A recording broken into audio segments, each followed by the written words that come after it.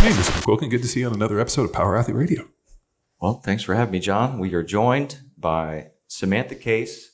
How would you formally introduce your title? I don't know the psychologist breakdown. So I'm a clinical psychologist with a focus on combat PTSD. So I'm a traumatologist. And founder of Project Resilience. And then we have Raw Performance out in Orange County. So I've been a clinical psychologist with the degree for about 12 years. I've been practicing in the field of psych for about 20 years because I was given a lot of jobs I wasn't supposed to be doing based off of people wanting me to do the work, and I wanted to get paid, and I didn't realize it was unethical until after I graduated. So that I can't get in trouble for. Started working with combat veterans around 11 years ago, and I kept hearing over and over again through my contract work at the VA that the services being provided weren't consistent. They weren't as beneficial as they could be. So I opened up my little private practice in an attempt to help at a more focused level. And so I rented an office on Saturdays and I saw people.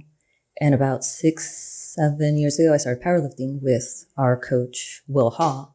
And I decided, I saw the connection between lifting heavy and being intentional versus just working out and just trying to get sweaty to doing really good therapy, and where you have to be paying attention to your cues, your triggers, how you respond to people so that you don't have a negative interaction with somebody because of your past traumas. And so in 2017, I conceptualized the idea of the gym. So me, my husband, and our coach opened up Raw Performance in 2019. So within the gym walls is my office.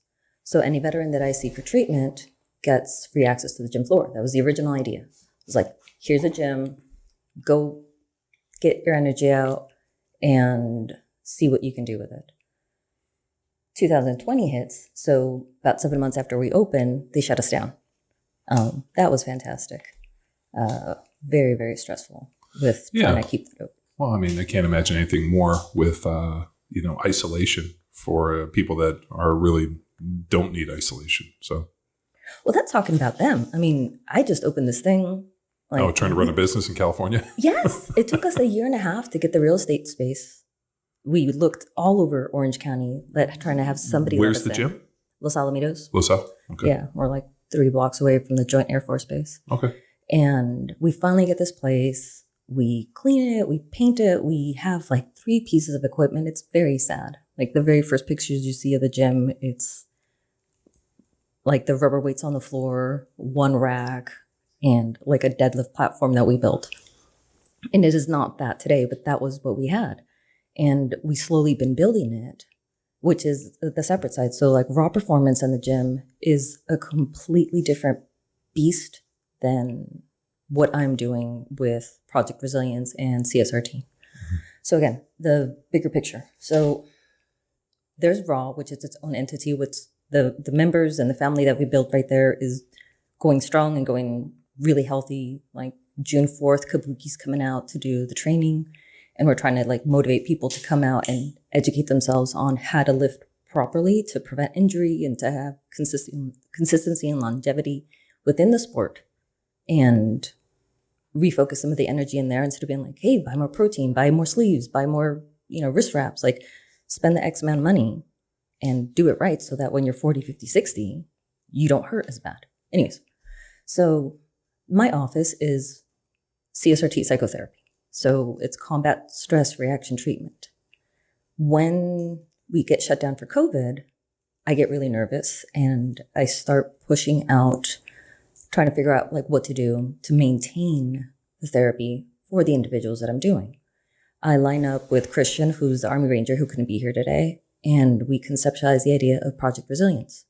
So Project Resilience is, in essence, the individual comes for me to do individual therapy once a week or twice a month, depending on the availability of the individual. Are your services covered with insurance? No. Okay, so it's all out of pocket. Mm-hmm. So is that a major barrier for people? Generally, no. I think it's an excuse sometimes because my fees are based off of what you're able to pay, not what I want to pay my mortgage. Like what pays my mortgage is my 9-to-5 job, my other job, and the gym. Like the private practice and Project Resilience is an altruistic, me wanting to give back to the veterans that served us. So it's never a price point. It's more a reason not to do it. Is it a hard sell trying to, I mean, I assume the part of Project Resilience is bringing them in and having them lift weights and teaching them that aspect. I mean, there's definitely a, sound body, sound mind. I mean, you go back through history and looking through antiquity. I mean, you're going to see that through, everything that, there's definitely a connection between physical health and mental well-being. So I think it's pretty ingenious. I'm just curious if that's like a harder sell, but then you're dealing with military guys that are used to a physical culture. So it becomes probably an easier sell. Probably the harder sell is actually convincing them that they might need help.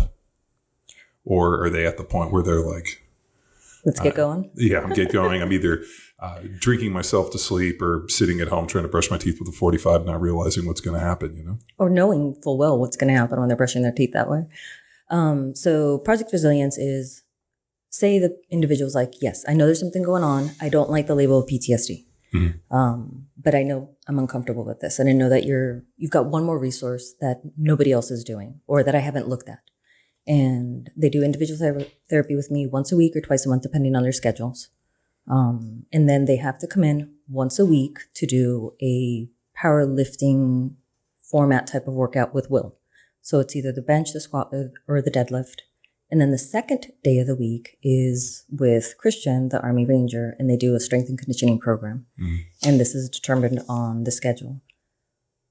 With that, we're integrating the social aspect of the workouts with the veterans. So all the veterans that see me for therapy have to go to the same groups throughout the week in order to reestablish that connection, that meaning, that purpose that they had while they were in active duty.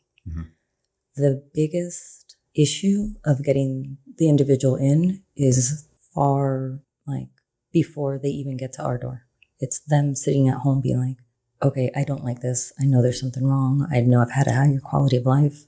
Because it doesn't matter if their wives are kicking them out because they're drunk every night, or that they've lost a job, or that they've hit rock bottom.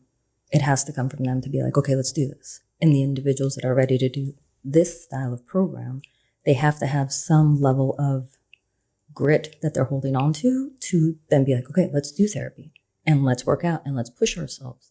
And it doesn't mean that they're at the highest quality of life there, but they're ready. And the most magical part of it is that when these guys are ready to go, it's phenomenal to see them go from broken and beat and tired to conquering that mountain so much faster than most other populations, because they did come back from the service in which the physical aspect of it was such a connection of who they were. And some of the issues are amputations and injuries and surgeries and chronic pain, which aren't getting addressed in other modalities because they just get pain pills. Or, well, if it hurts, if squatting hurts, stop. Don't squat. Just walk. Just lay down. It's the age old, let me put some electrical tape over the check engine light. Where it's like, we'll just kind of mask it. Can you give us like a little bit of a clinical, I don't need necessarily a micro, but kind of a clinical macro of like PTSD, because we hear it so much. And people use it so freely, like, oh, I had a negative reaction, or I was in a car accident, I had PTSD from that. I played in the NFL, and it's really fascinating because they were able to make some, I don't know if it's a bridge too far, but there was some, correlation between guys who no longer get to play in the NFL, and all of a sudden you get cut, you get injured, and you go away, and you're, separated from this identity you've had so long. And they were saying that the ex-players were having PTSD. And I when I went through all the clinical stuff and kind of looked at how they label it, it made some sense. But I'm just more interested, especially for the people listening at home, because we hear this so oftenly used within, not only print but also media, whatever. Like, this individual has PTSD. This guy went shot up something and he had PTSD. So I'm just would love to have somebody, especially who's on the ground zero, kind of explain it and see if we can figure out from that point of view. So that's a tricky question in today's society. So I'm just going to stick to just being raw. And if aware that I might hurt people's feelings. So I apologize in advance to anybody's feelings that I hurt. But PTSD traditionally, with the type of work that I do, it's, have you been in a situation in which you should have died? The bullet grazed your neck. You should be dead right now. Did you shoot or kill anybody else? Or did you watch somebody get killed? Like, you're in person, not through TV, not through somebody's interpretation of what you heard, but you watched it happen. If you were in the service and you were dropping drones or having drones drop missiles in an area, that counts. But you're sitting at home watching on TV somebody report that doesn't count. And then because of those situations, now your life's perspective has changed. So, you know, the analogy of rose-colored glasses, it's shit-colored glasses. So whenever you see a new situation, you see it through your life experiences of, is this thing that used to be neutral going to try to kill me? Because I've been here before. And you don't even recognize that it's happening because your body responds to all the triggers that are associated with that event. So say that the event was, this is the one I use most often. So if anybody else has heard my podcast, you're going to hear this. You are on a convoy and you are driving down a village. You get slowed down and you get bottlenecked. A kid throws something in the Humvee in front of you. You guys get ambushed. You jump out and you try to protect your friend and you watch somebody else bleed out. Now, all of the events or all of the situations revolving that event are now triggers. So you identify as like, well, what happened? It's like, well, I watched my friend get, bleed out in front of me. And that's it. For you, that's your story. But in reality, your body's responding to slowing down in traffic, the heat, the smells, the visualization of something jumping out from the corner of your eye, the explosions, the feel of the heat on your body. So that when you're at home and there's a heat wave and you start getting all anxious, you don't know why, but now you're angry and you're pissed off and you're yelling at your spouse and at your kids and you're like, if I just go home and you go get drunk, you haven't made the connection between it's actually the heat wave that reminds you of the time in which you should have died and you watched your friend get killed. Because now you're at home and that doesn't make any sense. Like, you were just going to the grocery store, you got out of the car and you got hot. There's no connection. Where would you begin to unpack and help them? Is it listening to their story and then putting them in present? What's your approach there? Identifying triggers. We don't really get into what happened in service until months ahead. So at the beginning, it's always establishing trust. Trust takes a really long time. And the biggest thing I tell everybody when they're finding a therapist is if they say, trust me, I'm a doctor, to get out. Because that's not how it goes. Like, when you come in to see me for therapy, you're interviewing me for a job. Am I qualified? Do you like me? Is there chemistry? Am I saying things that you know in your head that you haven't put two and two together? And that should happen within the first 60 minutes of me just having a general conversation with you. Yeah, I usually get a little nervous if somebody says, trust me, I'm a doctor, because I've known a lot of doctors that are morons. And I do not trust them to even cut my lawn. So when I hear that, I'm like, ooh, this doesn't bode well for you. But some people respond really well to it. They're like, oh, good, somebody's here to take care of me and be responsible for my actions. There's people that are very I guess you could say like authority driven, where they put trust in authority. Whereas I think I probably stem more from the side where I distrust authority. And so do these guys. Like, how many times have you heard from, because you work with service members. Oh, yeah. Yeah. And that they're like, well, the people above me were making bad choices or were making decisions based off of what they thought was happening, not what's actually on the ground happening. So the issue with authority is huge. So I'm not going to come. And plus, I'm a tiny person. Like, I'm not coming in as a, grown ass man, small. So is PTSD universal in terms of like, because the only thing, and I'm not sure if this is true or not, but instances of PSD kind of tended to go down the more highly trained an individual was. Like when we work with the guys from NSW, there weren't as many individuals at least claiming PTSD as maybe some guys who were, I got thrown into boot camp and then 2 weeks later I was, somewhere bad and something happened. Like they didn't have the lead up or the training volume on the backside to necessarily prepare them for the job. I don't want to say half and half, but it's based off of the individuals' coping and support system. So if you come in all by yourself and you get put in a shitstorm really, really quick, you've got nobody to turn to. You've got nobody to mirror off of. You've got no necessarily like emotional support to be like, hey, that sucked, right? Yes, that sucked. Okay, let's suck together. That sounded bad. But they're with somebody else to be able to reflect the negative feelings and to express it to each other. And like in the SF community, the interactions and the relationships are so much stronger because of all the training that they did, because of everything that they've gone through.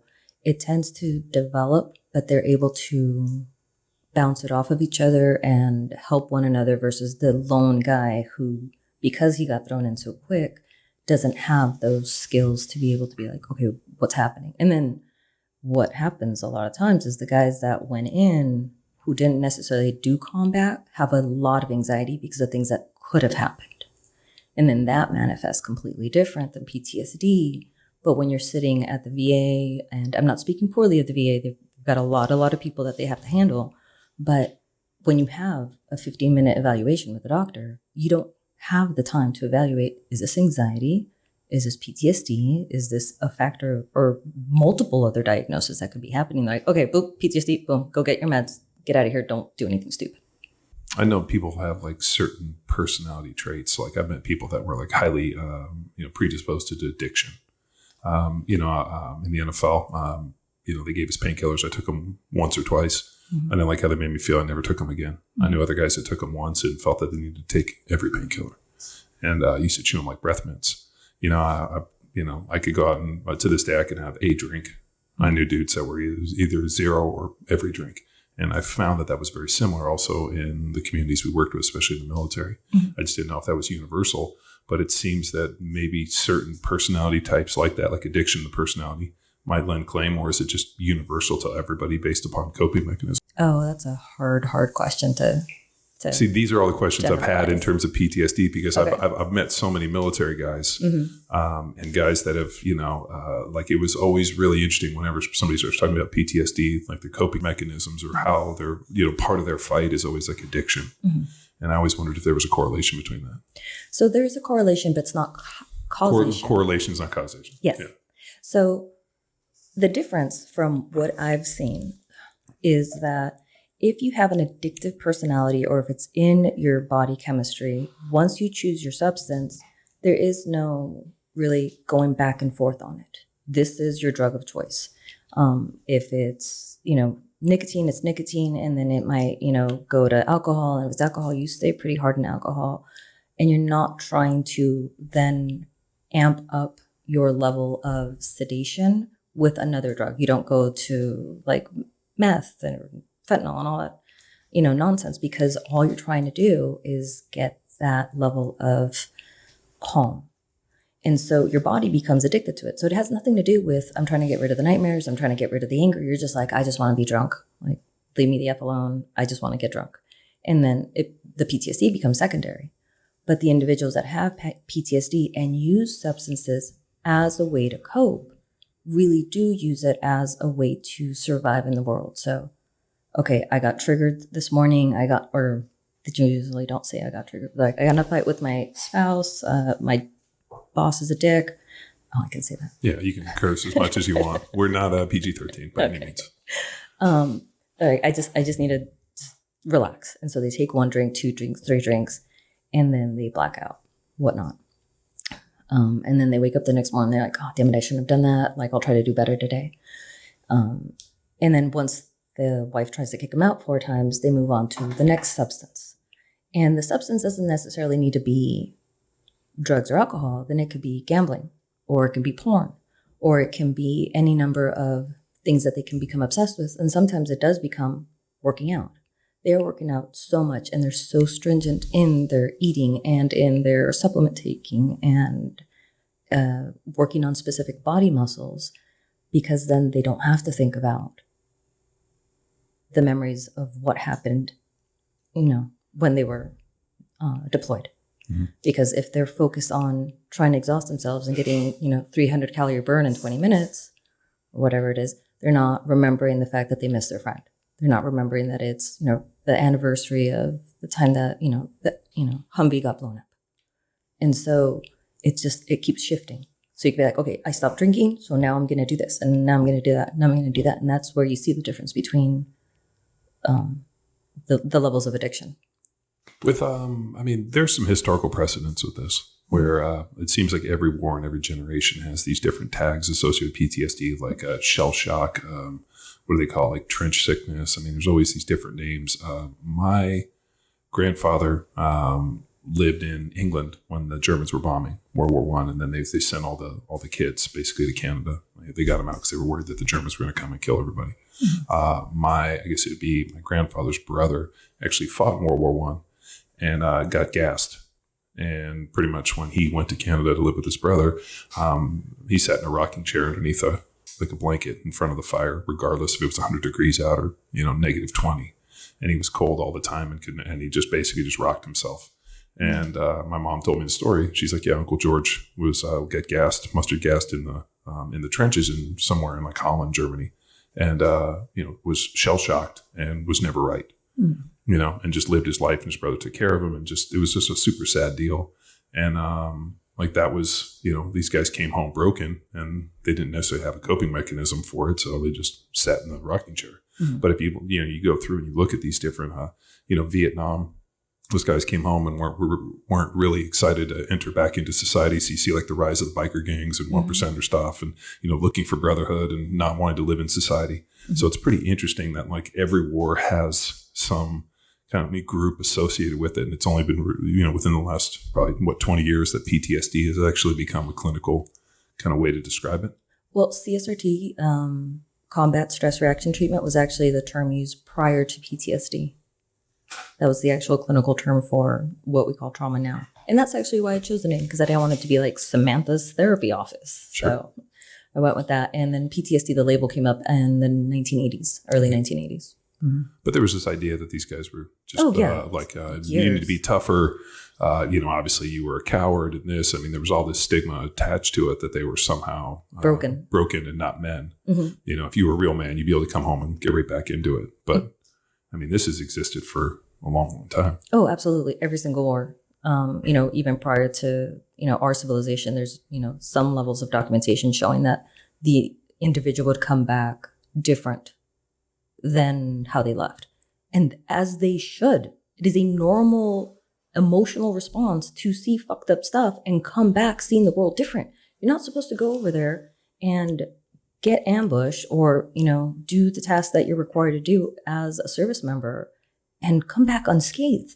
Like, that's always my example with people. Like, they're like, yeah, well, you don't understand. And which I don't. By no means do I understand. I can comprehend it. Sure. I can hear it, but I do not understand their experience. But if you go over there and you have to shoot a child who's about to shoot you and you come back, quote unquote, messed up, you're supposed to have nightmares about it. You're supposed to be uncomfortable. But what if you don't come messed up? That's where I would go. Yeah, that's. It's like, okay, let's just say, what's the name of the person how would you label them that goes and shoots another individual in the face and comes back and has no issue with it? What are they? Sociopaths? Yes. Complete sociopaths, psychopaths. Depending on. But is there something to be said about because when we were fortunate to work with a lot of guys in Naval Special Warfare and within the SEAL teams, and I always ask them about this, and they're kind of the way it's explained is that their training, they have so much training leading up to that point, opposed from people that are just thrown in that you've been indoctrinated into this training program, gone through all these different schools, selection, whatever, that the buildup is so much more dramatic that it doesn't seem, or maybe they've just become numb to it, so it doesn't affect them in the same way. Yes.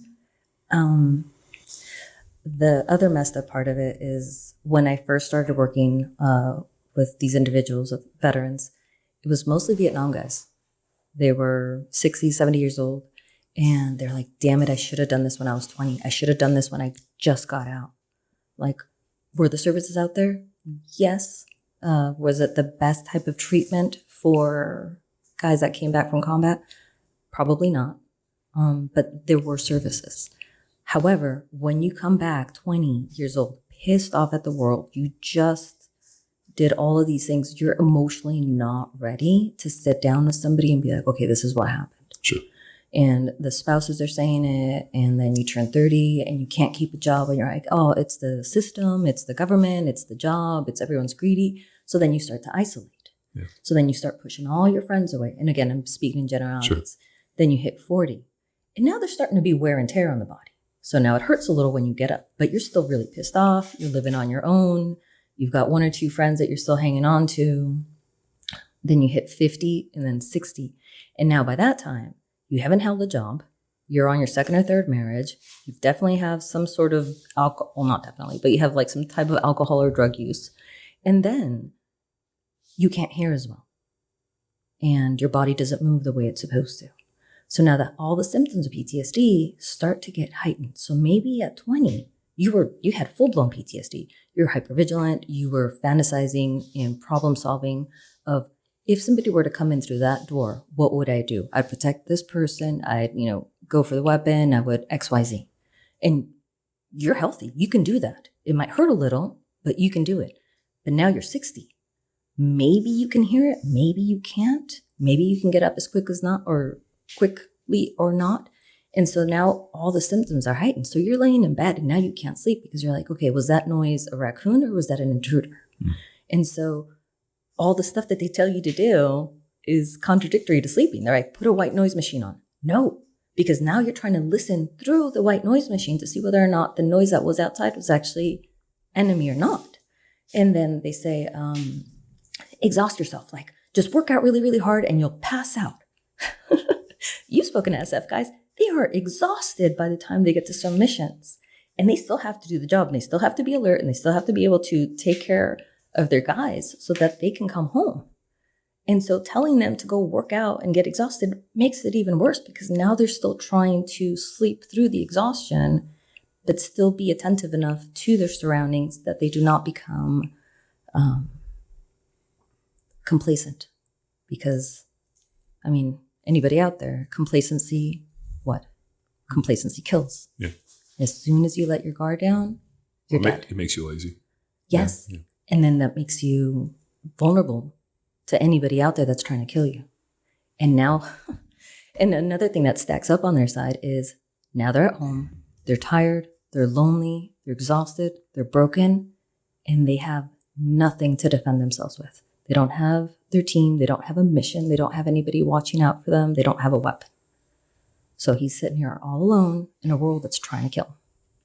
And we're like, well, thanks for your service. Here's your 10% tax write-off. Yeah. And that's what I'm trying to stop. I've always said as a country, if you're going to send people to war, you have to be willing to come home and take care of them.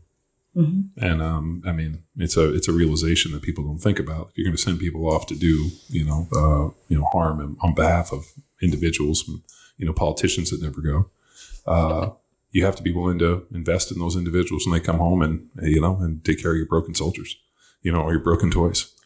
It's true. Lost the broken toys. Yeah. It's like, you can't send them to the island of misfit toys. Yes, that's what I was trying to say. Yes. Yeah, no, that in the NFL, when you get hurt and they basically, like, you no longer have a job, they basically snatch you up and send you to the island of misfit toys. And it happens in the same way. But you have to be able to take care of these guys. Mm-hmm.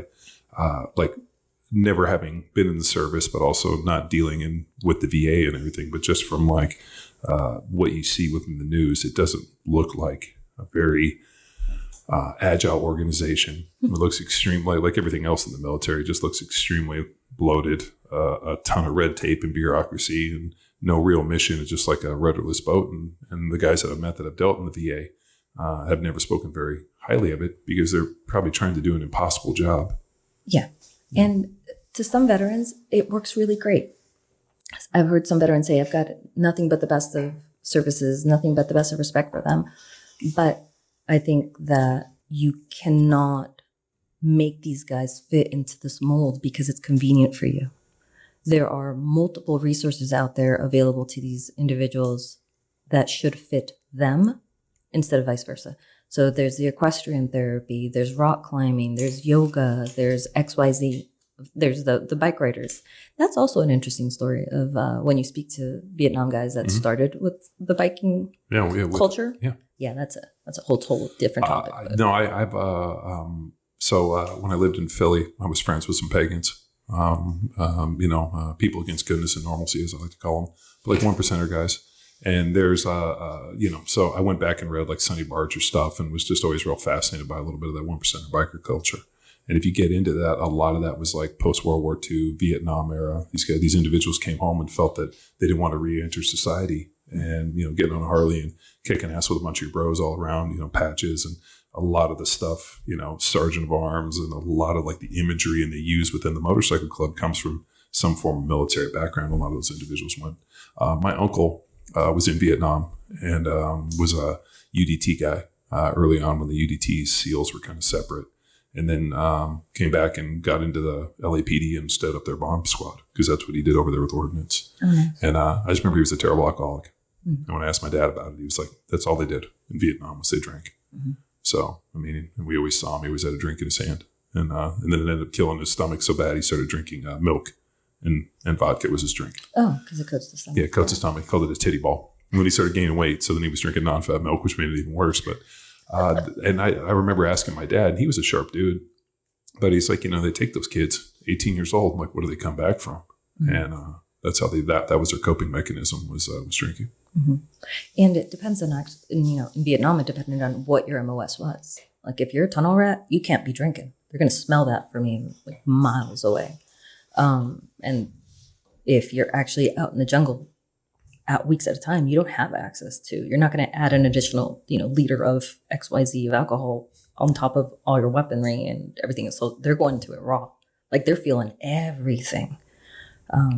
Versus the guys that had the ability to stay back and drink or. Yeah, no, they were paddling out on surfboards and setting ordnance on enemy stuff, like board shorts, the whole deal. It was pretty, surfer kid from California. Yes. Well, I thought that's what you meant because I surf a lot. So. Where do you surf in that kind of Los Al, that kind of North Orange County area? I'd rather keep that to myself so that nobody comes and steals my surf spots. Oh, so, all right. Orange County area-ish. I didn't know. You could be a local down at Trestles or something. Yeah, I'm not saying anything. I think you got it. Yeah, through your passion for movement, surfing, training, did that allow you to see connections now between what you learned about therapy and the benefits that you express through your training? Yes. Yes and no. I've never used working out as a way to get rid of my demons. I use working out because I like it. Like I'm the type of person that's like really sick and just enjoys being at the gym and I want to get sweaty and I want to push myself. And I know most of the population isn't like that. There's very few people who are willing to put their bodies through that, to eat the way they're supposed to adhere to a level of activity and exertion that you're expected to in order to achieve the goals that you want. Like nobody else is forcing this program on you. This is something you want to do. No one's going to love you anymore or any less because you have, larger quads or a longer stride or a shorter sprint. You're doing that because you want it. And it's the same thing for therapy. You can have somebody beg you and cry and threaten everything they can to take away from you. And you're still not going to go to therapy. Will take your children. I'll take your wife. I'll take your house. They're not going to do therapy and really be engaged in therapy until they're ready to do therapy. Why is there so much negative stigma with therapy? I mean, we had Brian Mann on the podcast and we just saw him last weekend at Summer Strong. And, he was talking about, mental health and this idea that if the electricity in your house goes out or your lights don't work, you call an electrician. If your plumbing explodes, you call a plumber. If something's going on in your life, why is there this negative stigma attached with reaching out and asking for help? Vulnerability and trust. You have to be able to expose yourself to somebody while trusting them at the same time to express really what's happening. And to be able to establish that with somebody that isn't going to judge you, that that no matter what, they're going to be there for you, takes a lot to ask from somebody. Like, hey, I've never met you. I've got no other connections with you. Let's talk about the worst time of your life. How does that make you feel? How does that play out in your everyday life? How do you think about it? How does it affect your relationship with your spouse? That's hard stuff to talk about. So I don't think it's so much a stigma as you're completely exposed in a way that's so much more personal than taking your clothes off. And that's something else. So when you have these individuals that have been in combat who are ready to put the workout in play, who are ready to do therapy and be that vulnerable to somebody, the end product is phenomenal. But it's asking a lot from somebody. Like, that's an interesting piece in terms of vulnerability, but it's kind of a cascade. Like, they have to, like, do they have to reach rock bottom? I mean, is it like, failed marriage is this? I mean, or do you meet people that are like, everything's going well and they're just extremely vulnerable from day one? Or do you find that individuals have to kind of go through like this maturation process almost? I don't even know if that's the right term for it, but like, this, I've lost a job, I'm angry, my wife's kicked me out. I mean, is it like they kind of get to this point where everything is kind of crashing and they're at this rock bottom and they're finally ready to like open up and deal with it because they realize there is nowhere else to go? No. So they don't have to go through the checklist of things that could possibly go wrong. It's just, these are just general examples. Like, somebody could just know that they can do better. And they have a really strong spouse that's like, look, I'm going to be here through thick and thin. You can do whatever you need to do, but I'm right here. I'm your rock. And a lot of times the person that has that secondary person, whether it be the mom or the girlfriend or the wife, or vice versa, the husband, the boyfriend, or the father, that's what helps them get them through the program. Or any program, any mental health program, aside from mine, is the ability to have somebody to come back to and be like, I'm not going to tell you what happened in therapy, but just sit with me for a minute. But it's their internal view of being able to mitigate this. I don't like this. Something feels weird. Something feels wrong. And everything I've been doing up until this point isn't working. Like, I don't need therapy. I can do it myself. Really? Because it's been 10 years. Is it getting better? Like, look at yourself. You don't have to tell me. But are you sleeping better? Are you able to cope with society? Are you just putting on the face? How many faces do you have? Really? There's a face for your kids. There's a face for the teachers. There's a face at work. Like, aren't you tired? And you're lonely. It's so lonely because nobody gets it. Because you can tell somebody, hey, like, I had a bad day today. And the next day, and the next day, and the next day. And they're like, enough already with the bad days. Just get over it. And they're like, well, F you. I'm just not going to tell you anymore. How's your day? Great. Fantastic. Everything's fine. Everything's fine. Oh, I don't know what happened. He never said anything. He fucking said stuff for 5 years and you shut him up every time. So for the next 10 years, he didn't say anything because he didn't trust anybody to say, let me know about it. I can hear it. I can hear it over and over again. Just tell me. It's okay. And that's a lot of times what these individuals need before they go and commit suicide. It's like they need somebody to never falter. You can get mad at me. That's fine. Like the people that I've worked with that have gotten mad at me because I pissed them off one way or another, they're the ones that have held the strongest with me. And I've made mistakes. Absolutely. There are some people I wish I could reach out to and be like, I fucked up. Just come back. Or I will just text them as much as I can to try to get them back because I know I'm not perfect. But in order for the relationship to work, you have to see that the person on the other side of the couch is also a person and we're going to mess up. But just tell me. And then with any relationship, that's what fortifies it. A big part of Project Resilience is community. Mm-hmm. So not necessarily just the one-on-one or relying on the person to have that external person there, but the mission of bringing, if they don't have these people, 2 workouts together. Mm-hmm. So speak to the value of the community. It's not just the movement and the training. It's also building a team. So it started off in my house, in my gym. And I was told in 2020 to make a proof of product video in order to have organizations help veterans. So I would email them and be like, hey, I'm doing this for veterans. Can you help us out? Like, send us like your banner, just so that these guys know that, Pioneer Belts supports veterans outside of the 10% discount. Sure. And so I did this over and over again. And then I was told to make a video.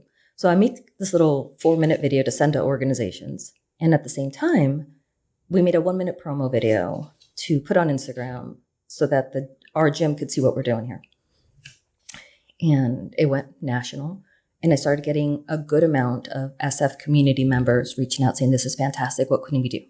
And that's how I met 2 Solutions, who's Brooke. And he made us be able to make contact with 511 to do the podcast.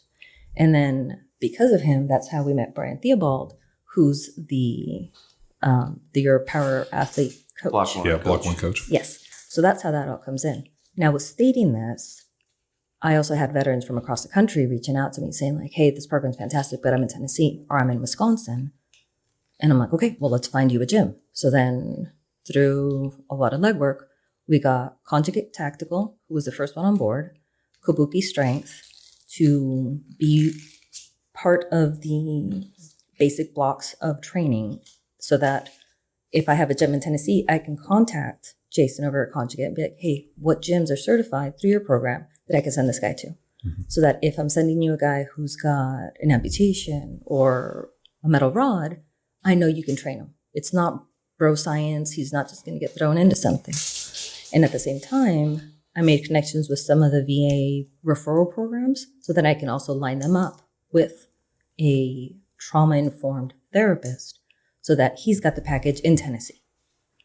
Now, with the workouts, the group setting, it's based off of big systems. It's based off of clinical psych, trauma psych, and sports psych. I'm not going to get too detailed on it, but it's pretty much the basic psychological need overview, big cloud, in which it's defined as being able to adjust to your society and your situation, maintain integrity, and at the same time have personal growth. And the way that you do this, it's with 3 different factors. It's autonomy, relatedness, and competence. So with autonomy, it's the individual's choice to come and work out and put as much effort as they can to come and do therapy as active as they can at that moment.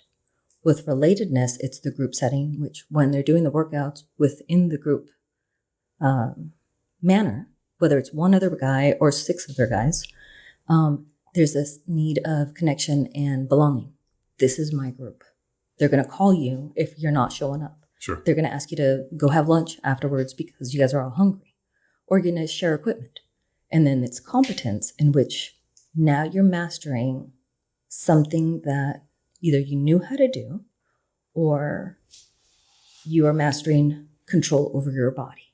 You are choosing to show up. You are choosing to exert energy into something. And then you're going to start seeing more muscle in your legs or less pain in your back. And instead of somebody pushing a pill on you, in which they're taking away your control, they're giving you the ability to take control of the environment, which then reduces the symptoms of PTSD because you have some level of knowledge of where you belong in the world. Is there, I'm trying to think, like, in terms of like a physiological rewiring of the brain for PTSD, have they done any mapping or anything where they've gone and looked and they're like, like the brain is no longer working in a certain way? Yes. And then when you start adding drugs and alcohol in, now all of a sudden these are like coping mechanisms, or more importantly, like chemical ways to rewire. So is there like neurologically, they've proved PTSD exists because I know there was a weird deal for a long time where like, oh, this is all in their head. Technically. Yeah, literally and figuratively. But now they've said, hey, you know what? Here's like a rewiring of the brain. The chemistry is different. Something is different. Mm-hmm. Is there something within the training space that when people start training and they become fitter, stronger, whatever, like that is definitely rewiring of the brain. We've seen that too. Yes. And there is a lot of research on it.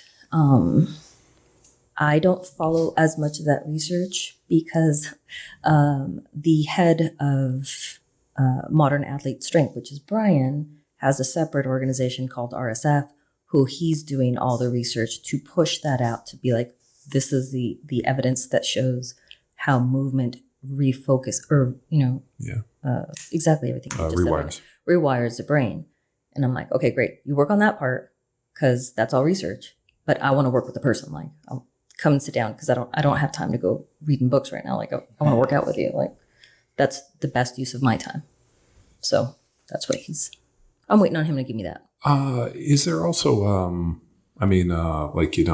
geez, if you're reading statistics on depression, people use PTSD, but like to me, it feels like like clinical depression in a way. Like, this is who I was and this is who I am now. Mm-hmm. And, I have a hard time marrying that. I do it too. Especially for me as an ex-NFL player, I remember who I was in my 20s and even in my early 30s. And now here I am in my 40s. And there's this like constant fight and this like reevaluation of like, we were at Summer Strong and like I saw some dudes banging some heavy weights, and those were weights I would have handled easily, and but now I don't have that same training time or necessarily like injury, whatever. And it's kind of an interesting piece to look at and be like, shit, if only. And there's a kind of like an interesting feel like that. And I know in my head, and I do it, and I can hear in my head, and I know exactly what I'm doing. And I always wonder, like, because I'm, read and do a whole bunch of other stuff, I'm aware of what's going on, try to be like highly aware of what's going on in my own mind. Whereas I see other people I feel depressed on who I can't, or I'm not able to be who I want to be. And some of it's mourning. You have to mourn the fact that you're no longer that 20-year-old. You had your time.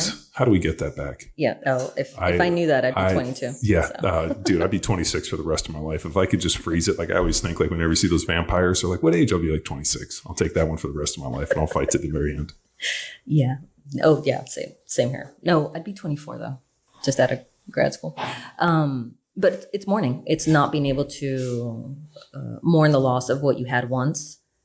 And once you're able to, it's really nice because then you're happy for the 20-year-old that's doing it. I freaking rock that crop top. Well, we see this all the time where guys will be like, like I'll have 40-year-old dudes be like, I'm in the best shape of my life. And I'm always like, that kicks ass. But how terrible shape were you in your 20s?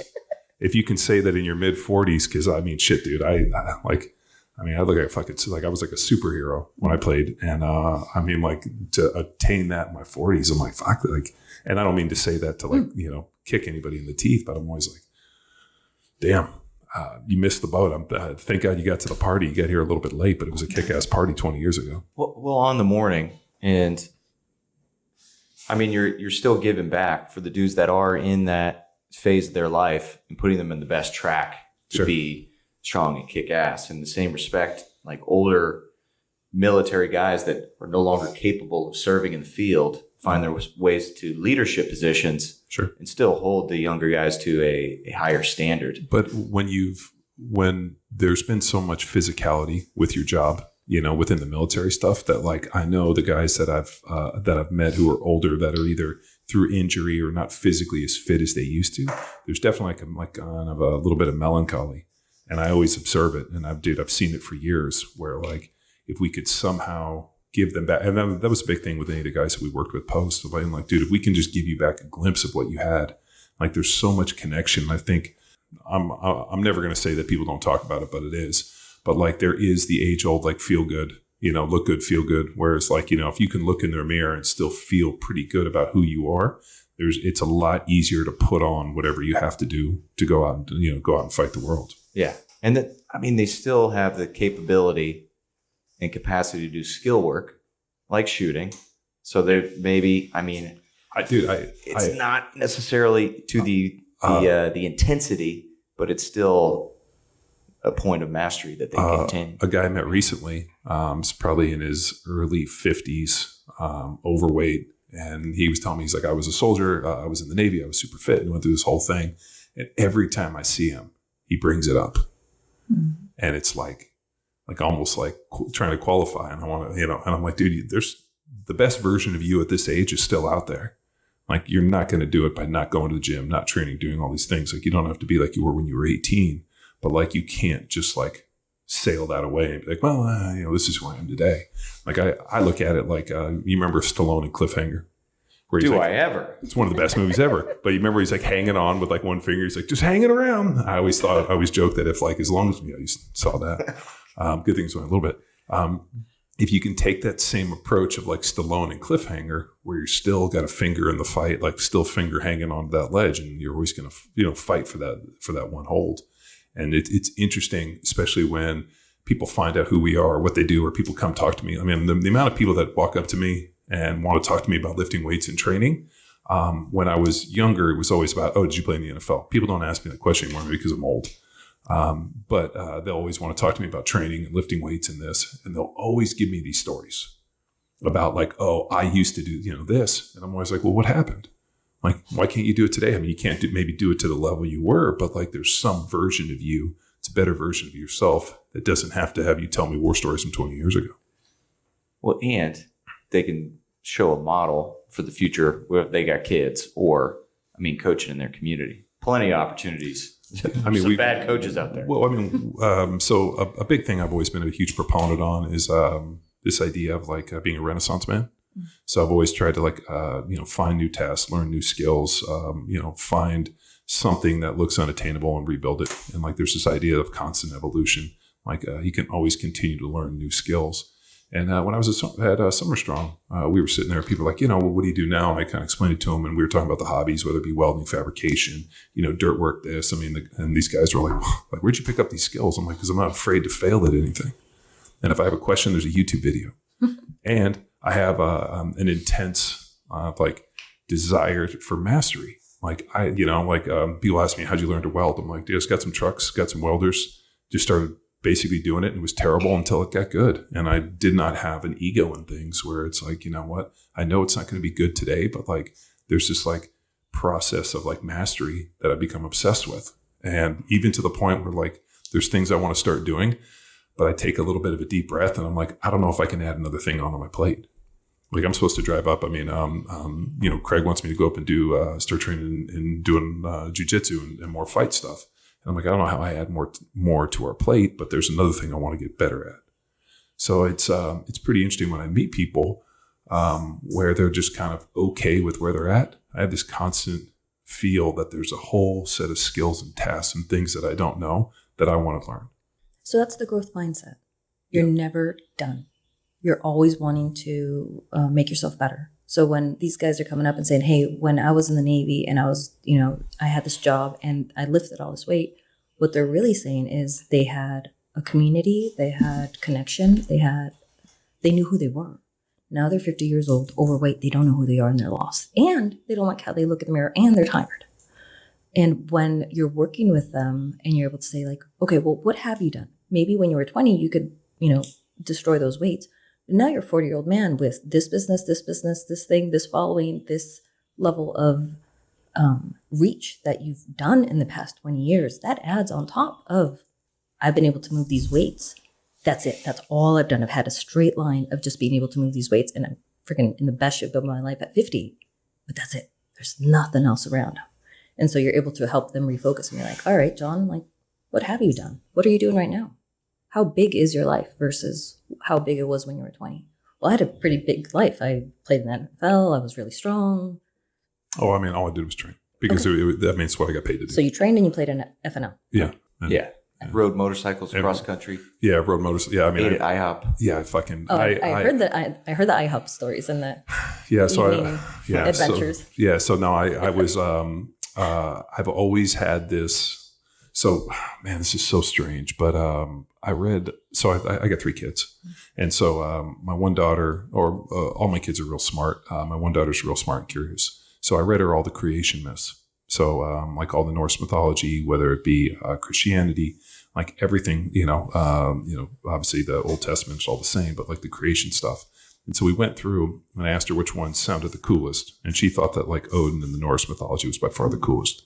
But there was a whole deal with the Vikings where the idea of like, dying as an old man, warm in your bed was, never a chance to get to Valhalla, which whether, every religion has this place where, you become an equal with the gods, whether it be heaven, whether it be this. I mean, everybody has their version. And the Vikings were just, a big table where they got to drink and feast and fight, which is what their culture was based around. So this idea of that everything you do is, and I mean, Christianity, and what's wild too, and this is her observation, she's like, it's almost like Christianity just kind of absorbed everything. I'm like, 100% they did. It was a pagan religion. It was tearing apart the Holy Roman Empire. The emperor becomes a Christian on his deathbed, and they just absorbed all these other pagan holidays because they wanted an easy transition. And so as we got through this, and I think I've always taken this idea of like there has to be some form of adventure that at some point you're going to have to sit down, whether it be at the end of your days or whatever, and you're going to have to, there was a movie called Defend Your Life. And it was an old movie where this guy, like basically as a guy passes away. I can't remember who it is, but it was a movie in the 80s, 90s, but it was called like Defending Your Life. And so what happens is you die, you go to purgatory and you get a lawyer, and they basically rewatch your entire life and you make a case for whether or not you get to get on one bus, which is to go to heaven, or you get on another bus where you get to go do it again. Oh. And like, I mean, even in like Al Brooks. There was even, and if you go back to as far as like 14th century Christianity, they had reincarnation in Christianity. And then the Catholic Church realized, like, if you sell people that they get to come back and do it again, it's a lot harder to sell salvation. So they changed that piece because, you know, the Roman Catholic Church had a lock on salvation. You know, if you give us money, we're going to send you to heaven. It's just a financial decision. You can't say, hey, you know what, if you fuck up, you get to do it again. That's not how they do it. Oh, yeah. So, I mean, if you look at the financial decisions in terms of skinning what we understand as modern religion in benefit of, you know, these different entities, it's kind of scary. But in that piece, I saw that movie, and I remember as a kid feeling like, whether it be, you know, Odin's Feast or Christianity, whatever, at some point you're going to have to atone. And that's the whole St. Peter thing, right? At some point. And I wanted to be able to sit back and look at this, you know, reliving in my life and been like, he fucking lived his life, you know, like he didn't live with fear. There was nothing where, you know, like I always viewed fear as like people don't do the things they want because they almost act within fear of like, hey, I'm going to do this because I'm fearful of this. I never wanted fear to be my driving factor. I always wanted, you know, adventure and to have fun and to like live a really exciting life. And I was granted an amazing one by getting a chance to play in the NFL for a decade. So I had access to be able to do fun shit and have adventures. And whether it be, you know, we were in California, we decided to come out here to Texas and build everything you've seen. I mean, you know, this is a constant state in motion, but everything you've seen built has been, I mean, from this podcast room to what you see in here to the gym. I mean, that's all by either my hands or these guys' hands. Yeah. So that piece of like, have you lived a life that was well received? Did you live, you know, without fear? I mean, didn't make decisions. I mean, you know, have you done it the way you should have has always been very important to me. And what's amazing is when I start telling people a little bit about this, like you'd see their heads get big, like, holy shit, you bit off a lot. And I'm like, I hope I fucking choke on it. You know, I want to drink from a water hose. I want to try to eat and, you know, take the biggest bites I can and see if I choke on it. It's always been that way. So when I hear people, especially tell me all the things they can't do, I'm like, why can't you do this? I'm like, what, are you afraid of failure? Okay, well, fuck it. Everybody sucks. And I tell my kids this. Why would you ever be fearful to start something? Everybody sucks. Like there's this idea that you have to be good at everything or somebody's going to make fun of you. Like, look how many people don't go to the gym because they're nervous that somebody's going to make fun of them. Everybody has their first day. And it blows me away when you see things on like social media where somebody's like, oh, this idiot are here. Fuck. It drives me absolutely fucking crazy. I want to go through and like fucking basically be the punisher for those individuals. Because everybody needs their first day. Like everybody gets a chance to be a white belt at everything. And the fact that we are so quick to cast stones at people for it fucking drives me absolutely crazy. And the reason in Power Athlete, where we have training programs, like Bedrock's our initial deal, the reason we start everybody there is because that's your first stop on the bus. But you got to get on the bus and even get there to get the first stop. Start there. Once that fails, we'll help you along. And there's no shame in being a beginner.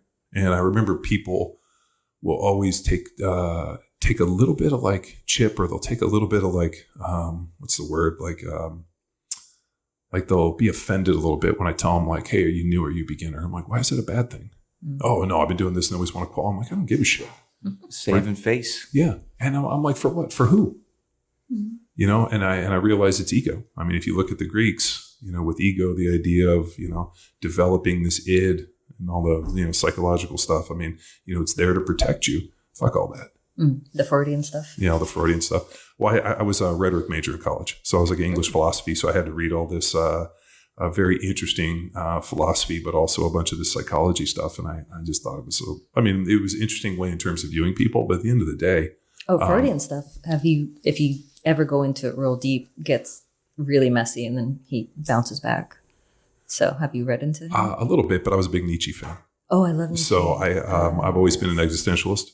That I believe that, you know, with Dostoevsky, that this idea of, you know, certain, you know, which was Dostoevsky's Crime and Punishment, the Raskolnikov Superman theory. I've always believed that there are certain people that are destined more for greatness. Now, his views, you know, the way he proved it was trying to kill an old woman, which is kind of twisted and all that. But like, I like, that's an interesting piece. Like, does everybody have greatness in them? And that's another interesting question. Are there great people, or is it merely normal individuals that are put in extraordinary situations that allow for greatness?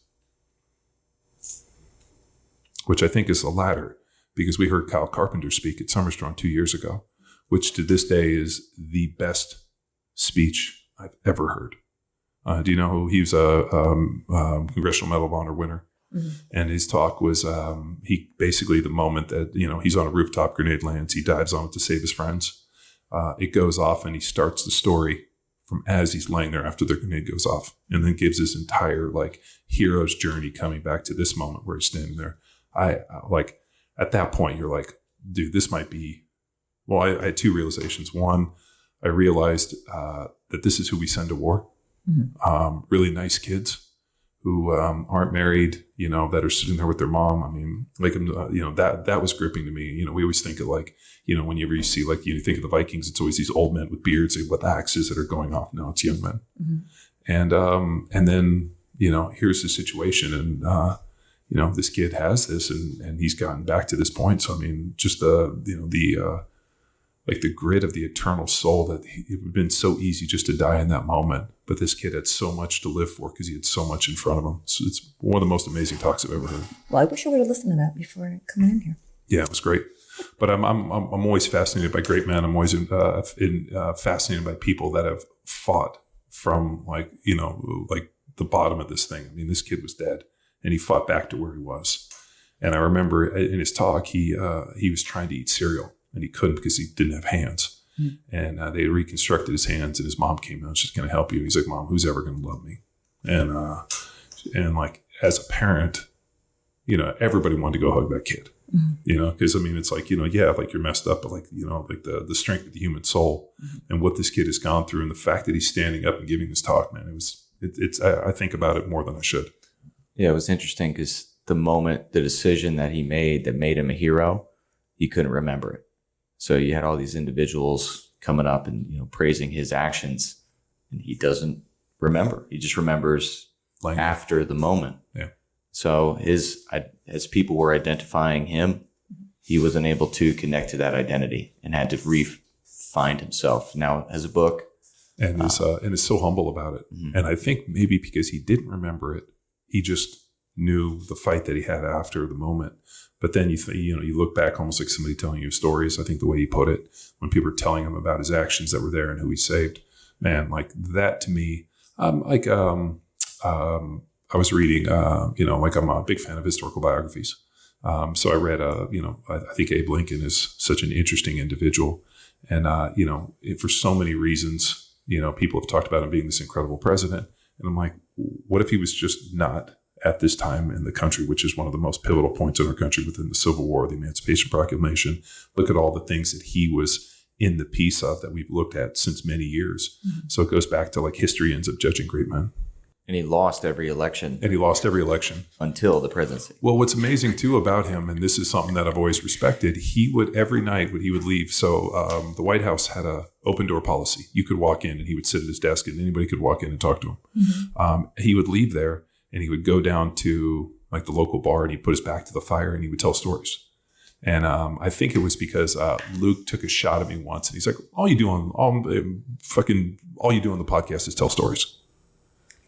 All right. And he was taking a shot at me. And I was like, what are you talking about? That is by far the most incredible form of teaching I've ever met. Like that is like the best. The origin of teaching. It is the origin of teaching and storytelling. Right? Like whether it be, and retelling other people's stories fucking sucks. Have you ever been around anybody that tells somebody else's stories? I tell yours all the time. He does. I'm 10-year NFL veteran. I know, but I've had people. 100 career starts, 10 playoff appearances. Yeah, but you tell it fucking sarcastically, you motherfucker.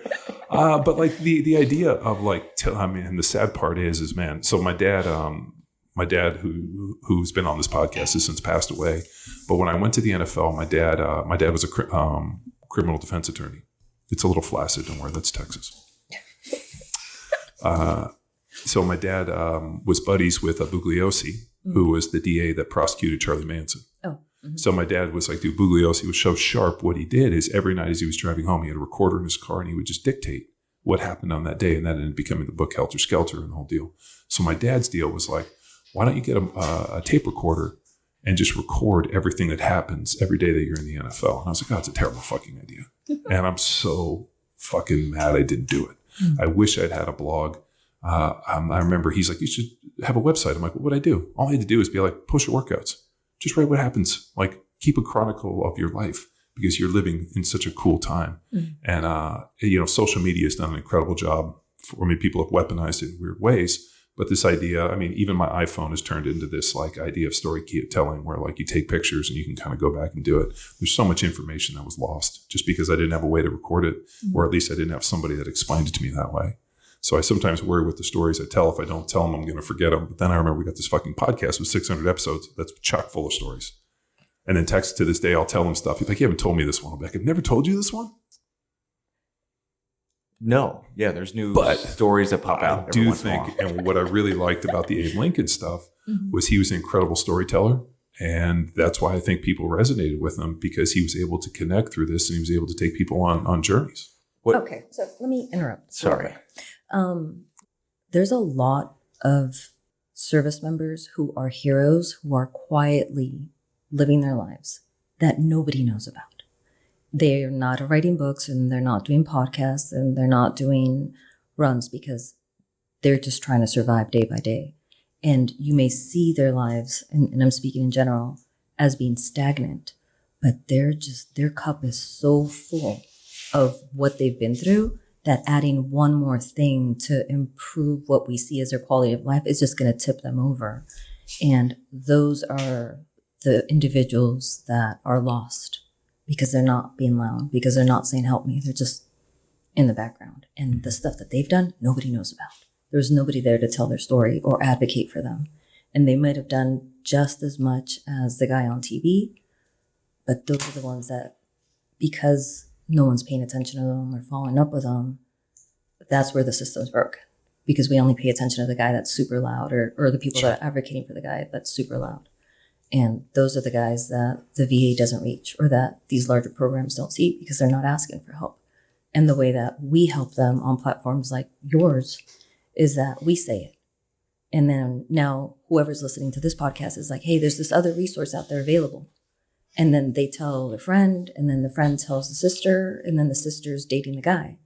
And so then they talk to each other and like, hey, there's this other program out there. Why don't you look into it? Or I've gotten emails from people saying like, hey, I sent this over to my wife, or my wife won't stop sending this to me. Like, can you help me out here? And so as long as the information is out there, if one veteran tells the other veteran, it's more likely to get picked up than by them hearing it from us, because we have no credibility in the world unless the veterans speak to each other about this program. And they are heroes, and they have done amazing things that we just don't know about because they don't want to talk about it. Sure.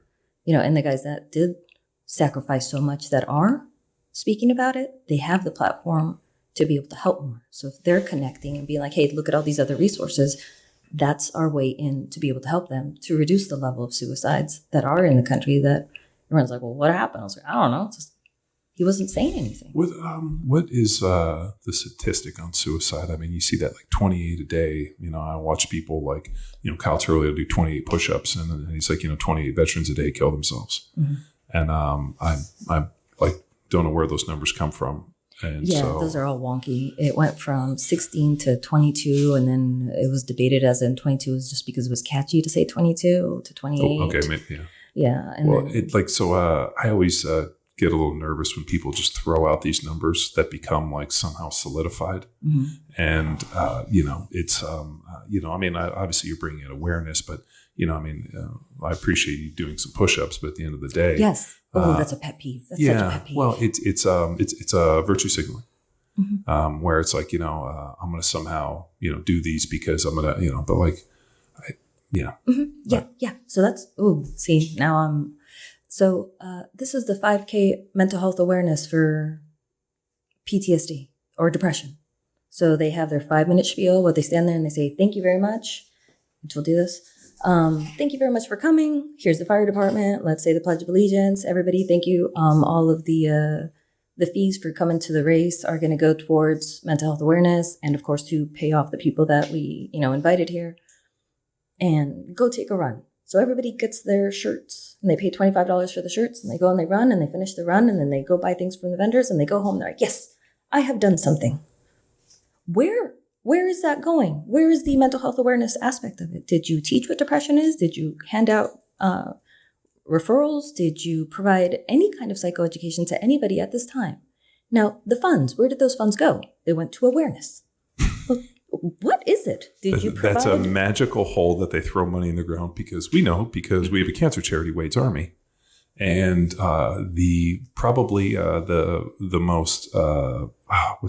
only thing I could think of is my kids go, ew, that face and that sound they make is what reminds me when I hear, mental health awareness or cancer. Ew.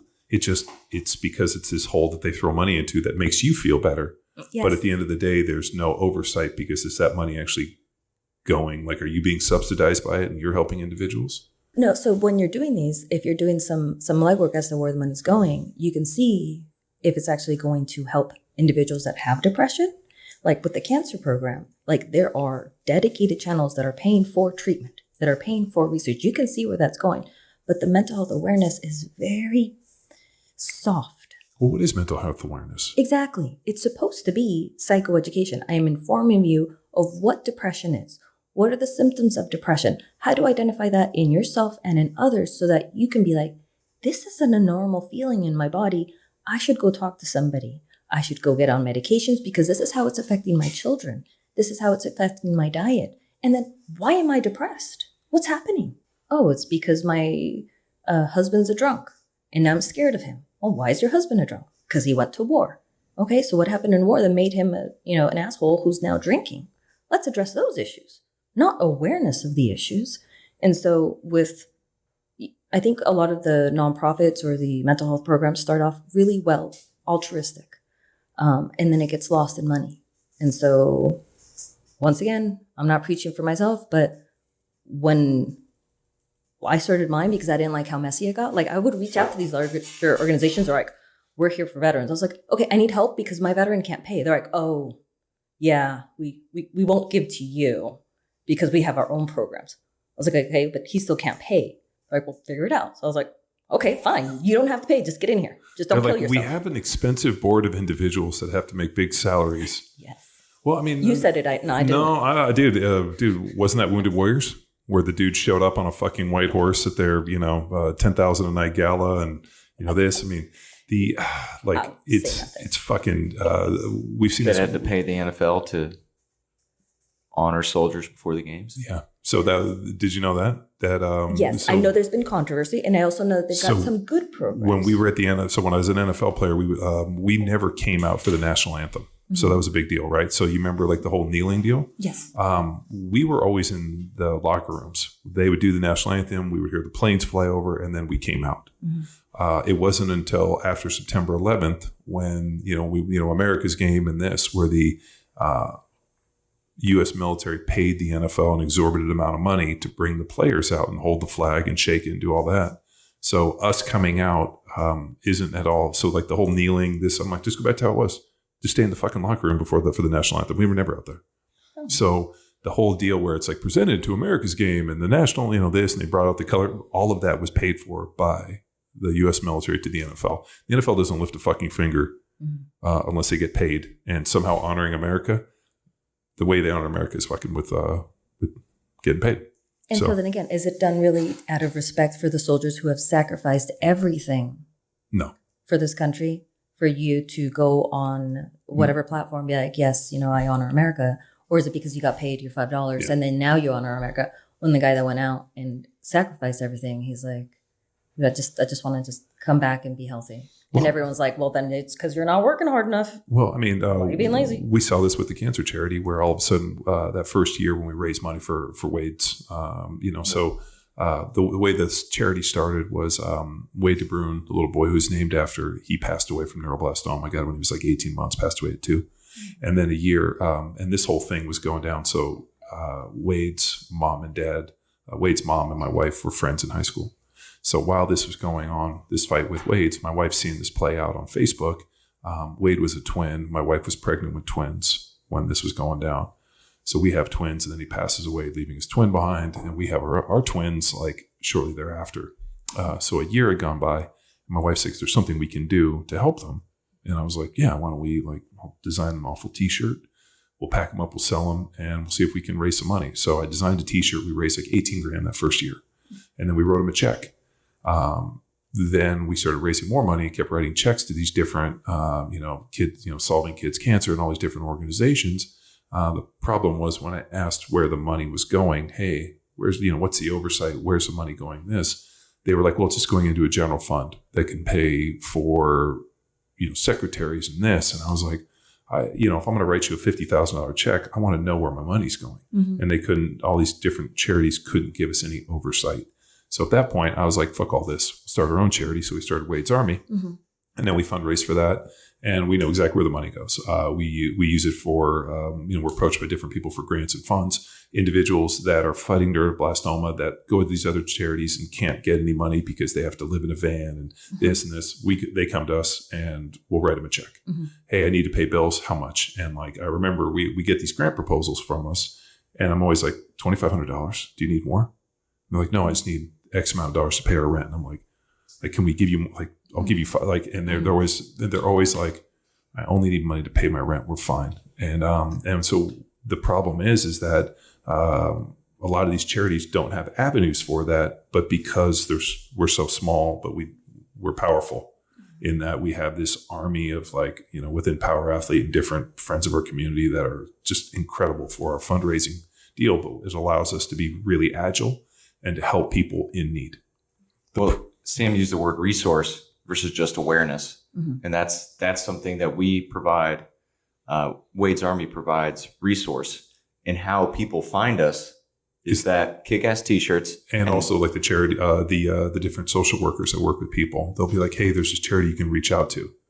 And the hardest part, and this is probably in the veteran thing, and every year I go through this because we have these different individuals, what we call our Wade's Warriors, and we lose them. Yeah. And these kids who we've lived and died with, when I mean literally, yeah. It's as a parent, you're crushed and you're like, and I think I said recently in one of our deals, I'm like, how much money just to save one kid? What if we raise $100 million and we dump every nickel that we have into anything we can to save just one? And then we build a model off of saving that one. And because, we've saved some and we've lost a lot.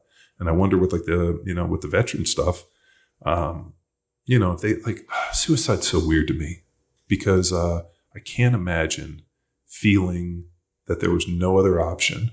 And when you dig into it, I don't want my family to go through this anymore. There's no other option. This is the, suicide solution, which was what was the song? Wasn't that, that was a song that the kid killed himself and then they sued. Was it Ozzy?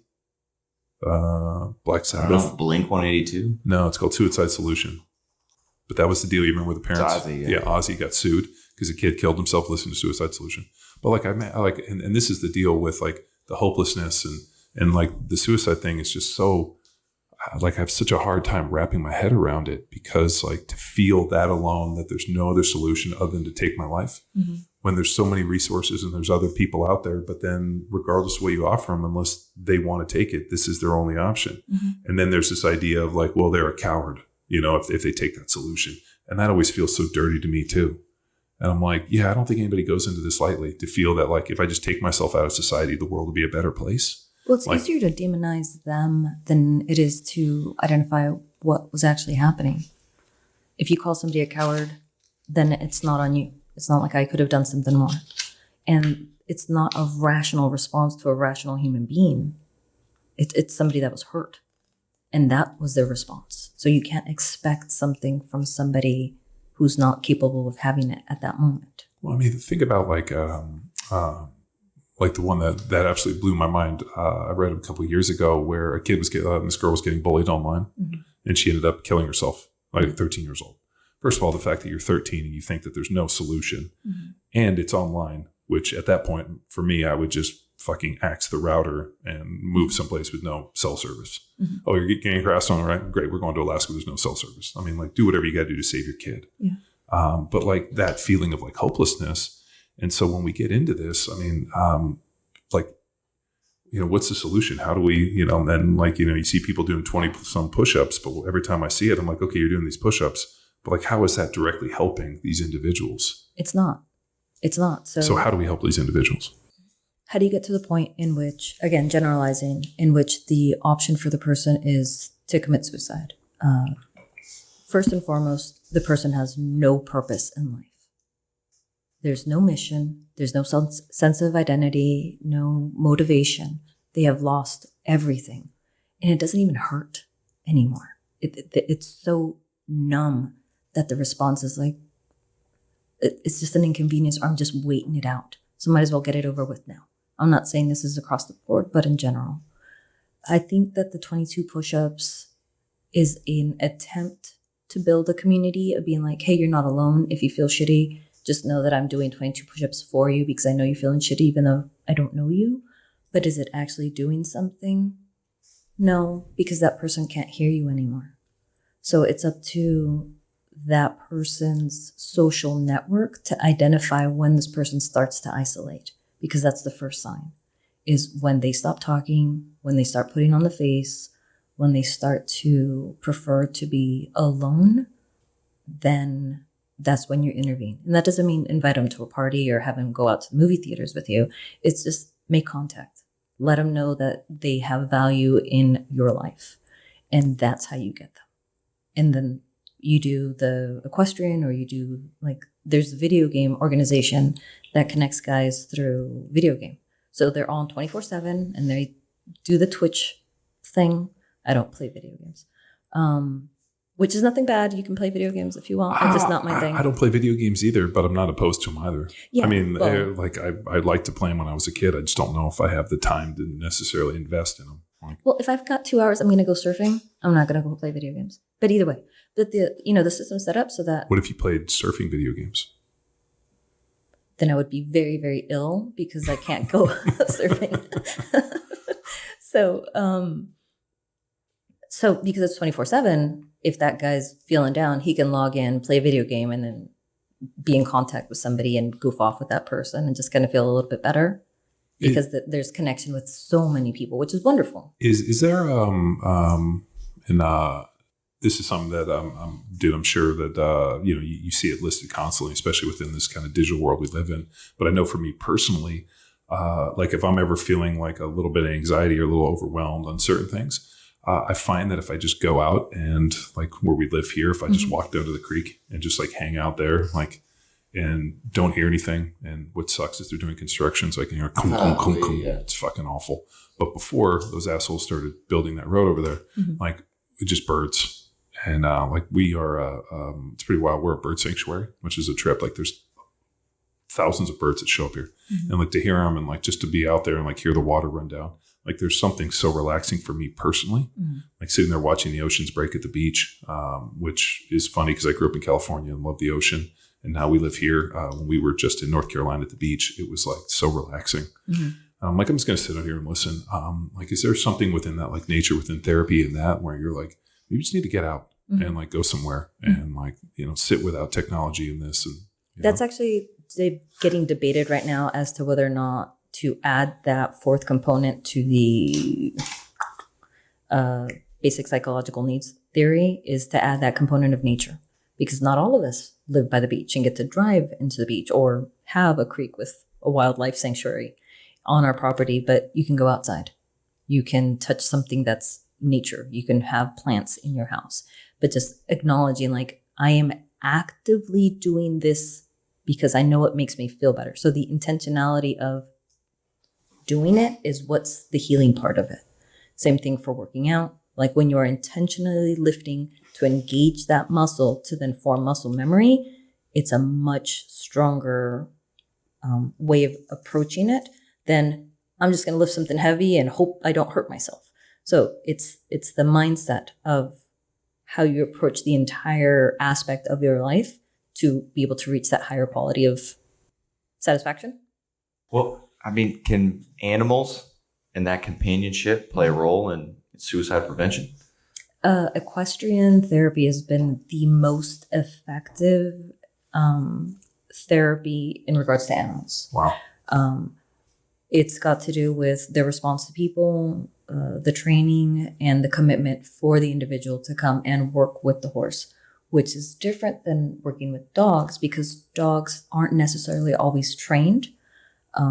It's a lot easier to get a dog, and there's not that commitment to having to go out and actively participate in activity. You get a dog, great. It's a therapy dog or it's an emotional support dog. And are they providing something positive? Yes, absolutely. But it's not as intentional as having to go to a place with a horse. Yes. Well, the other one too with horses are a little different. So horses don't have big brains. They're not real smart. I know this is just like in terms of like the intelligence, horses lack like a lot of like mental capacity, but what they make up for is an emotional capacity. So RPR, Cal Dietz, Douglas Heel, emotion is tied to fascia. And if you were to strip away the skin on a horse, their entire body is fascia. Mm-hmm. So the idea of emotional intelligence is connected to fascia. And that's where like the RPR stuff that they do is like a myofascial release, like fixes all this dysfunction. I don't know if you're familiar with it. It's incredible. I do it morning and night. Mm-hmm.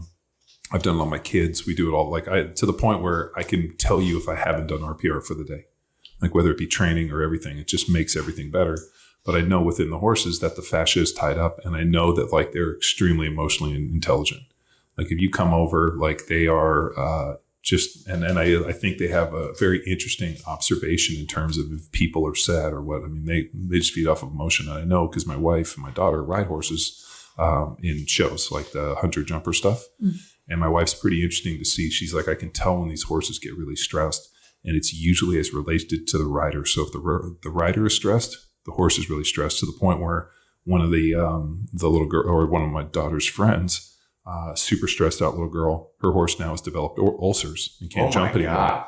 Oh. Right. So the horse is like super nervous all the time when they go to these shows, and they finally snaked a camera down its throat, and the horse has got terrible ulcers. And it could be a good indicator that because the girl is so wound up and so like nervous all the time that the horse just absorbs that energy.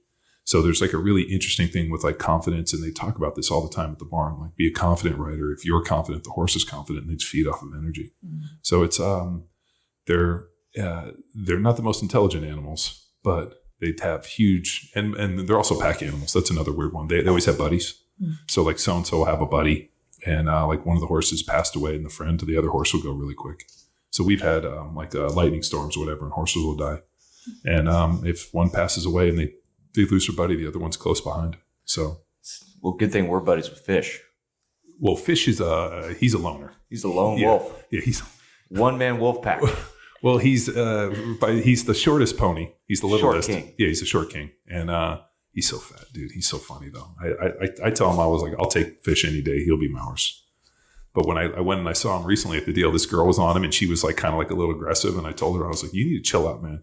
Fish doesn't need this female energy. He needs to be around some boys. Let me go get the dudes. I'll bring Cassie over, and Fish will be fine with him.